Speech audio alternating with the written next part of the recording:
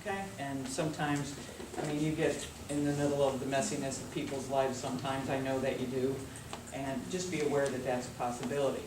There really weren't any other changes to the law this year at the state level that affected how we do what we do. It was a pretty benign year in the legislature as far as property taxes were concerned, but you know, they stepped aside just in time for the feds to do something. So, you know, that's kind of where we are. And with that, I would be happy to answer your questions. I've given you the market trends, talked a little about flood insurance. Yes, sure. I got a couple of them. It's my understanding that an affordability study was not done when this act was proposed. That's also my understanding, but I'm getting my information from the same place you are, which is either online or in the newspaper. Okay. My impression is that Congress wanted an affordability study done, but they passed the act without it being done. Right. And that's one of the bases why they're going backwards now, trying to take a look at whether things really are affordable and if something should be done to introduce affordability into the equation. And I can tell you that there are some legislative coalitions kind of forming to try to readdress this. Again, I'm reading it in the newspaper just like you, but just yesterday I read a senator from Louisiana said there's a group of senators who are now looking at trying to, and her word, not mine, was delay this for 2 to 4 years, and that the Florida senators are part of this coalition. So the Florida senators are at least playing in the game now about this. But if they just delay it for 2 to 4 years, I don't think that's really going to help us. I don't in terms of the market. Yes. You're a government official, was it, could be a rumor, but was it a Florida official that decided not to do the affordability study? And you know how much that affordability study was? Was it like 100 and some thousand? I have no idea. Okay. I haven't heard anything about who decided not to do it. I don't think it was a matter of deciding not to do it. I just think it was a matter of it wasn't done yet. FEMA, I understand, is doing it right now, but I don't have any idea. Okay, and my second question is, you know, a lot of, I think it's in the newspaper today, a lot of attorneys want to sue realtors for maybe not letting people know about the flood. In my experience, a lot of us as agents, buyers, and sellers go to the tax record. We look in the back. If it's an X, it's non-flood, AEVE. Now, we had a closing last week that did not close. It said X tax record, but it wasn't accurate with the new mapping. So, The fact of the matter is, respectfully, I don't have flood elevations on the tax record. They're not on there. I don't know what you're looking at, but you're not looking at the tax record. I don't have them in my database exactly, so that will not happen. What you will find on our webpage is something called evacuation zone, which has to do with when it's time to get the heck out of Dodge. There's no AEs, they're A, B, C, D, E, and on our webpage it says this is not a FEMA flood zone. okay. So, one of the things I've been pitching, and you were there that night, you know, when I was at Seminole that night, I said, please don't look at our record at your evacuation zone. For example, I'm in an evacuation zone B. I'm in a flood zone X. But I have to travel through low-lying areas at the north end of Tampa Bay because I live in Eastlake. So for my home, the evacuation zone is a B. But I don't need flood insurance. So evacuation zone and flood zone, while there's some correlation, they're not the same thing. They're not the same thing. But that wasn't your whole point, I don't think. You were talking about the lawsuits. That was kind of Okay. my whole point, but Okay. I'm okay. Yeah, we don't. The reason I have not taken that map and put out on my webpage a parcel by parcel flood zone is because I had to interpret FEMA lines overlaid on top of my map, and they don't overlap perfectly. There are times when a house looks to be, a house itself is clear of the flood zone, but part of the lot is in a flood zone. I don't get to decide if someone needs flood insurance or not, and I exactly don't want to have to answer the question you just asked me. I don't either, so yeah. we should refer to. You need to go to FEMA. There's floodsmart.gov. You can put an address in there. Yep. There is an entity, and this is a private insurer, but they do offer flood insurance. There's a website out there called floodbuddy.com, and you put an address in, and then it comes back and it wants to start getting more information to give you a quote, but you don't have to do that. There's a little tiny link in blue that says, no thanks, just tell me what zone I'm in. And if you click on that, it'll bring up the zone for you. And that's what I've been using, and that's why if you call my office, my folks have been instructed not to tell people their flood zone, because if they rely on what we tell them and we're not right, then I have the problem you just described. Yes, ma'am? I think the problem is that he was referring to is when you enter a listing in, it auto-populates what flood zone that property is in. Okay. So that's something we need to take up with our local board. Yeah, that doesn't come from me. That's It may come from somewhere, but it doesn't come from me. That's not her. And now that we are populating our records with that field of information, I am not going to put it on our webpage for exactly that reason. It's for market analysis, not for people to rely on. The last thing I want to do is help somebody make the wrong flood insurance decision. And I'm sorry I'm walking around. No, I just wanted to get the audience.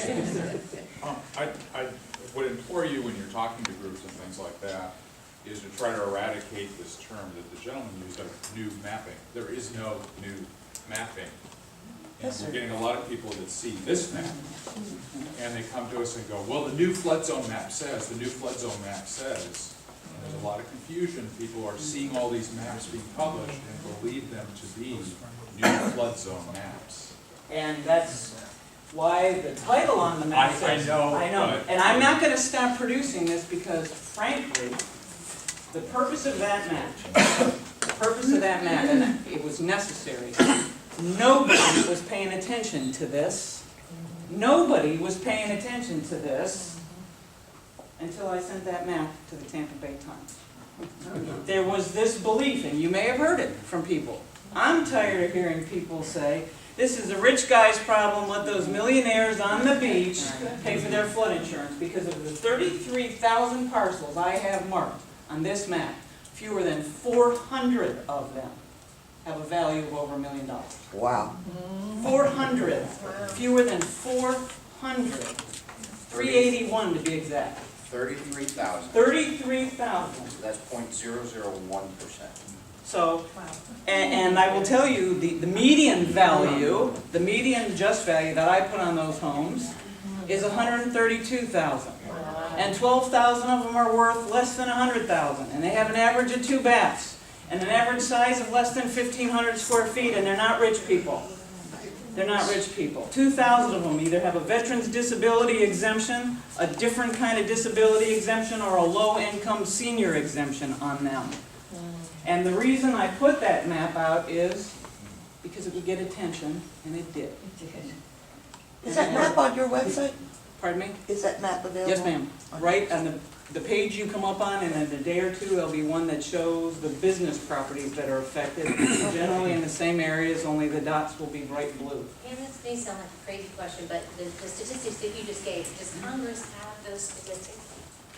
I figured that they did, but is anyone paying any attention? The fact is, FEMA, actually, I got starting numbers from FEMA, which reports to Congress. FEMA says we have 51,000 parcels in Pinellas County affected, okay? That includes condos, which I'm not counting. That includes, they say 1,400 businesses. I count 2,500 businesses that are in flood zones that are older. Some of them may be elevated. But what FEMA put out in their numbers was policyholders. So it doesn't include anyone who's getting insurance from the private market, and it doesn't include anyone who's paid off their home or their business, or who is just flying without flood insurance, because by choice. And it made, so these increased rates, if you paid off your house, and you decided, I'm not going to have flood insurance, my house hasn't flooded in 30 years, that's fine. You're not going to get hit in the wallet by these flood rates. But you are going to get hit if you go to sell. And as the property appraiser, I'm looking at this from the market angle.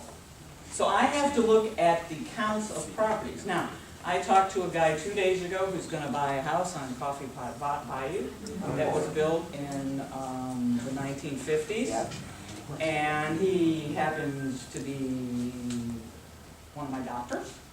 And I said to him, you know, Did you get a certificate of elevation, because I really like you and I don't want to. He was calling me and asking, well, what are the taxes gonna be? And I said, I don't know. Well, he's got a certificate of elevation, even though the house was built in the 50s. He's 2 feet, plus 2. Plus 2, and he's gonna buy that house anyway. And I can honestly tell you, if I had the kind of money for the house he was buying, I don't think I'd buy it. Even knowing that, because I don't know what's gonna happen to the neighborhood around it. And you know what I'm talking about. Yes. So I'd be part of the panic-stricken group I was talking about before, at the beginning, that says I'm not gonna go anywhere near any of it. Yes, ma'am?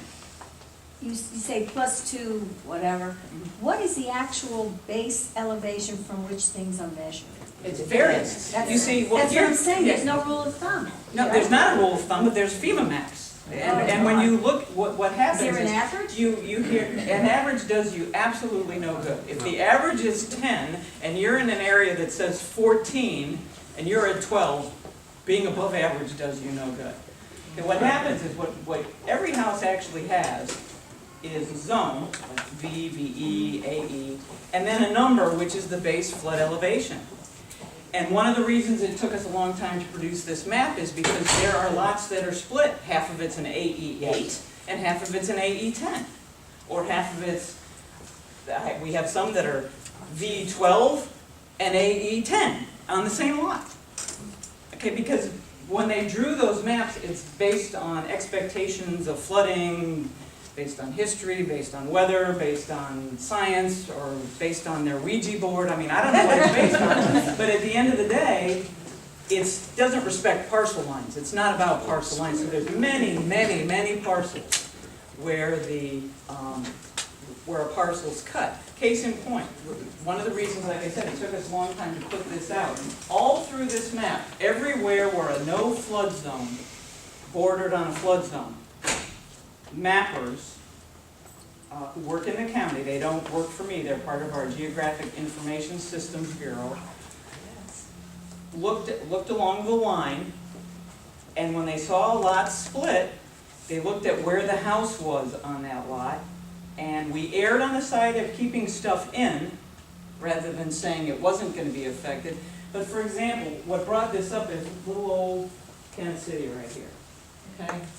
There was only, FEMA said there was 86 houses